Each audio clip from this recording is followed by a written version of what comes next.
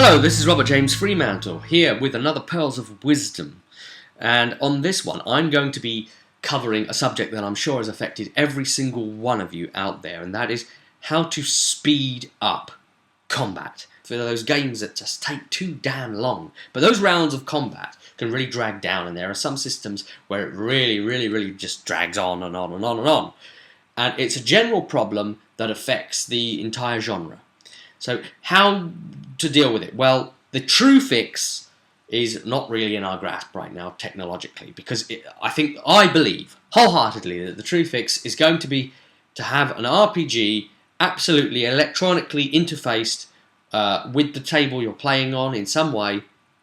A lot of preloaded computer stuff, and you're pushing buttons. Literally, you're pushing buttons. I know that sounds computer gamey, but I think pushing buttons as your inputs, choosing skills, abilities, talents, choosing I shall do this, I shall attack, or whatever, and boom, result, and this and that, now you, and this sort of thing. I think that is the future if you want to be able to play quickly. Now, this is what I think, right? Remember this phrase, I did, and did standing for delay is disease. I did. Well, you have to ask yourself, did you? Let's look at it fundamentally. Speeding up your play within a system. Unsure of how to play the system? Okay, you get faster with time, but make sure you've done a bit of prequel, setup, play anyway as the GM and as the players at the beginning of a campaign, just so that you're used to the system, the mechanics, roughly how it works. You've had a bit of experience before coming in. It won't completely help speed up the combat, because combat is a slow thing in RPGs. So what you also do as a GM is you say, right, guys, I'm going to make this very well known. I'm going to give bonus experience for how quick you were in this combat, right? So the quicker you are, I'm going to give a touch more bonus experience. This is going to be a little reward to you as the players for helping me out as the GM to keep interest up. Because as soon as it starts taking time, as soon as it starts going flatter and flatter and flatter, which RPG combat does, then it starts getting more and more dull. And if you've got a big battle with things going on and lots of skills and abilities that keep those NPCs alive, it's going to carry on that way. And then instead of like being excited and scared and feeling, we could lose our lives, some of those battles can just turn a bit boring, can turn a bit dull, and just turn into a dice fest. And then you even lose the passion. You've had to come up with so many descriptions of what you're doing in combat that how are you going to keep on describing the same old thing? I know there's other fixes as well, the way you can actually describe the combat, but it's the speed you're taking, the decision making. Another way you can get around this is to, as a GM, you be very, very tough with your players and say, right, you're taking too long, your turn is lost. Okay, now you want to give the player a fair amount enough time, but if they really are sort of like, oh, should we do that? Yeah, we could do that, we could do that. In the middle of a fight, yeah, but if you stop him, then we'll do that. Yeah, but I could do this and you do that. Yeah, but remember, he's a such and such. Oh, that's true, yeah, but he's a, yeah, well, I think I'll, blah, blah, blah, blah. Right, okay, you've discussed it now, so that's a half action or whatever system you're using, and you're going to keep discussing it because I'm going to call that another half action if you do. I know that talking is a free action, but do you know what? That can be the bane on time in a lot of games. They say, oh yeah, speech is a free action. But come on, there's got to be a limit to how long that speech can go on for before it actually starts coming out of your game time.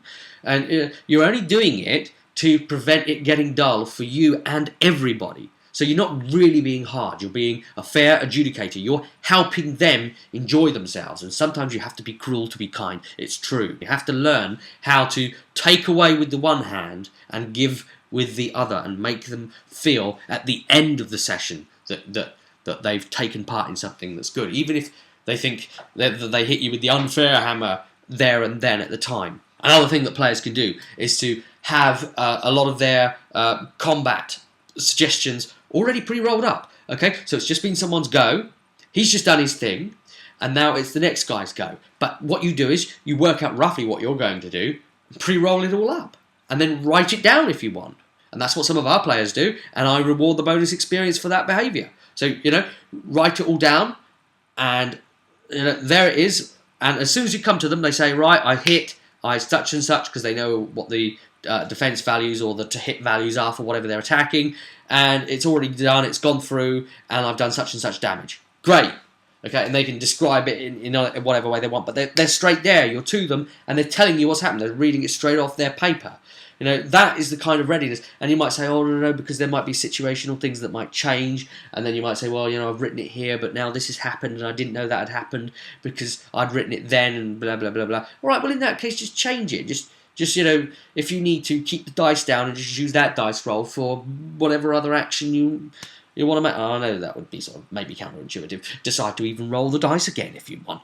Doesn't matter. You know, play fast and loose. That's the only way to GM, guys. That's the only way. GM fast and loose. Just say, right, just roll it then. Just do this, do that. Just say something to them. Just say something. Get you to do it, you know. Don't ponder, don't think, don't consider. Another thing you can do is to speed yourself up as the GM. And because, you know, you have to deal with a lot of NPCs, a lot of situations. You have to remember, oh, what happens in this phase, that phase. Where are the ads going to come from? Oh, God, this is a mage. I've got to know how all these spells work, or which spell is going to use against the armoured guy, or what spell shall I attack the mage with? How do I guard myself against the mage's attacks? Oh, what am I going to do? Right, so all of that takes out NPC brain time as well, and that's difficult. That might slow you down. That might make you have to consider a lot of things. So one thing you can do is you can empower your players. You can give them a sub-GM role themselves. You could say, right, do you know, if you're like me and you play miniatures and battle map thing, you could say, right, here's a miniature right on the whiteboard. Baha.